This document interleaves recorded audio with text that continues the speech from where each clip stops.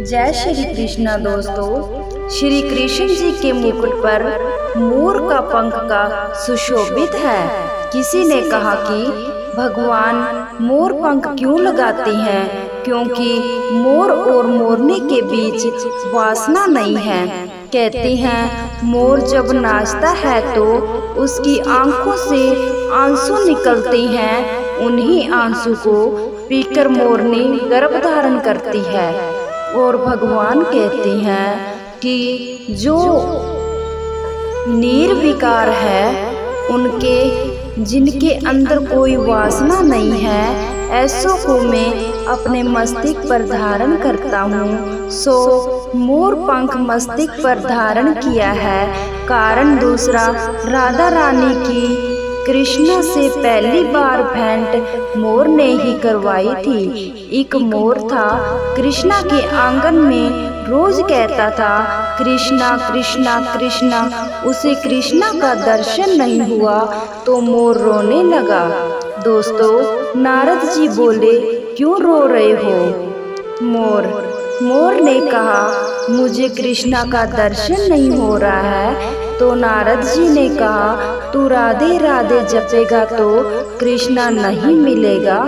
कृष्णा कृष्णा जपने से कृष्ण नहीं मिलेंगे।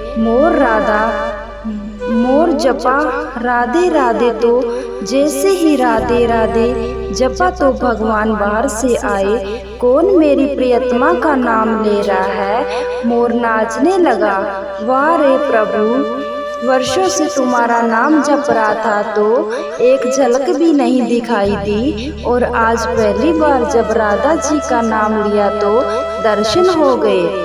तो वह बरसाने की तरफ भागा, प्रसन्न होकर कि कृष्णा से मिलाने वाली राधा का नाम है तो राधा के भी दर्शन करूं। तो मोर राधा रानी की तरफ भागा और वहां से राधा रानी अपनी सखियों के साथ आ रही थी। यहाँ से कृष्ण पीछे पीछे दौड़ रहे थे। रुक जाओ मोर, जोर जोर से आवाजें लगा रहे थे। रुक जाओ मोर, राधा का क्या संदेशा लाई हो? आगे से राधा रानी और पीछे से कृष्ण और बीच में मोर खड़ा हो गया और नाचने लगा। आज राधा और रानी को पहली भेंट इस मोर के कारण हुई।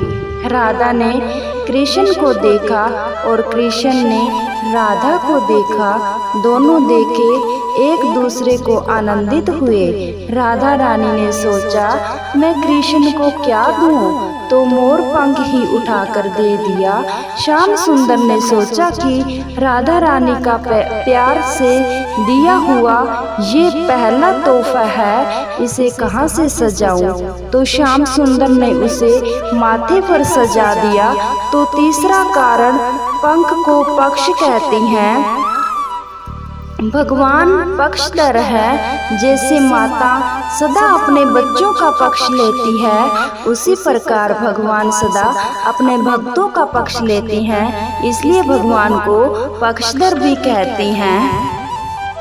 तो मोर पंख को भी पक्ष के नाम से भी जाना जाता है। इसलिए मोर वैराहे बेटन नट वर बपो कारण योग करण थोक कानो में बजा मैं कनीरक पुष्प अदर बांसुरी रखकर बजा रही हैं। श्याम सुंदर ठाकुर जी का चरित्र है। सुंदर सा रूप है, कजरारी सी बड़ी बड़ी आंखें हैं, धुंधराले से बाल हैं, सुंदर सी छवि है। जो भगवान को देखता है उसकी दृष्टि भगवान से हटती ही नहीं है। इतने सुंदर हैं भगवान। संसार के लोग क्या सुंदर हैं भगवान।